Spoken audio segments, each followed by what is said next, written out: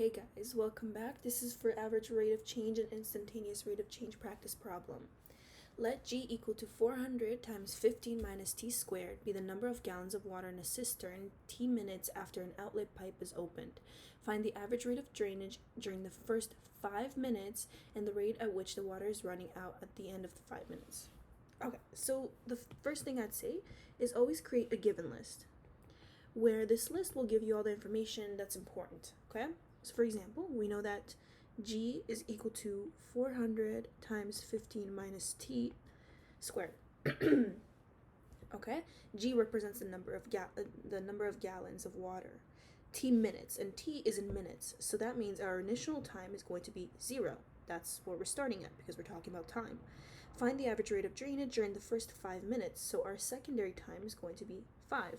And the rate at which the water is draining out. Okay, so we talked about before the average rate of change. The formula for that is going to be the difference quotient right here. So that means in this case it's quite simple. We're simply going to say G at 5 minus G at 0 over 5. And we're going to solve for it this way. Now the reason we do this is, remember that the formula is F at A plus H minus F at A. Well, our A value is going to be 0, and our H value is equal to 5. So F at A plus H is just F at 0 plus 5. And then F at A is just F at 0. Right? In this case, we're using G, so we're not doing F function, but we're doing the G function. And then at the bottom, we simply write H, which is 5, right? That's the difference of time that has occurred.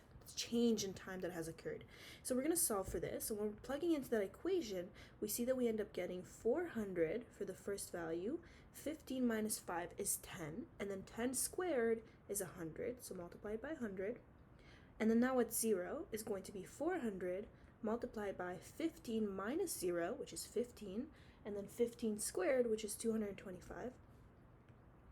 All over 5.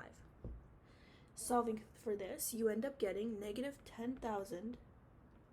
Now recall that we're talking about gallons per minute. Now, the reason why it's negative, so don't get overwhelmed when it's negative, okay? Let's not freak out just yet. We have to remember that we're looking at the drainage, right? So we have some sort of amount of gallon at the beginning, right? And then in the 5 minutes, water is coming out of there.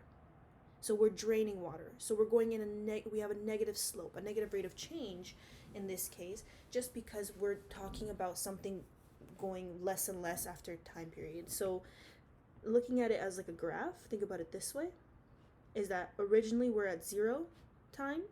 We have a bunch of gallon right here. And over time, we're actually decreasing, right? So time increases, but our gallon decreases, right? So knowing what we know about slopes, we see that this has a negative correlation. It's going downward, so it's a negative slope, which makes sense why we end up getting this negative rate of change. Now, just to make this clear, when we're writing the solution, we're always going to talk about the positive value. So we're going to say the average rate of change is 10,000 gallons per minute in the first 5 minutes.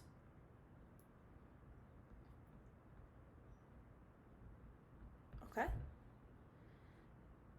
So even though this is negative, it's negative because that's what the math tells us, right? But when we're talking simply about average rate of change, you can always take the absolute value of your answer, like this, to submit. Because we can't have negative of a thing that doesn't exist. Okay, now let's talk about instantaneous rate of change. Well, we want to know the rate at which the water is running out at the end of the 5 minutes. So once we reach this 5 minute mark, what is the instantaneous rate of change at this particular point, right? So before we were looking at overall throughout this whole duration of time, now we're looking at just at the 5 minute mark. Well, that's the instantaneous, it's the instant moment at 5 minutes that we're looking at. What's the rate of change there? So if we take a look up here, again, we can take a look that instantaneous rate of change is just the derivative at that value. You could use limits to figure this out. You don't really have to in this case. It'll be a lot easier to just plug it into the value, right? So if we say then G at 5 prime is what we're looking for.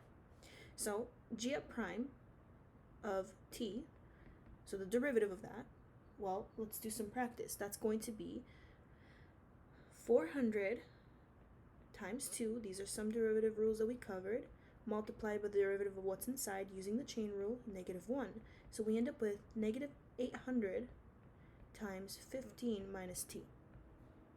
So now we're going to plug in 5 into t and solve. We have 400 multiplied by, oh, sorry, not 400, 800, multiplied by 15 minus t, which is 5, so times 10, which gives us -8,000 gallons per minute.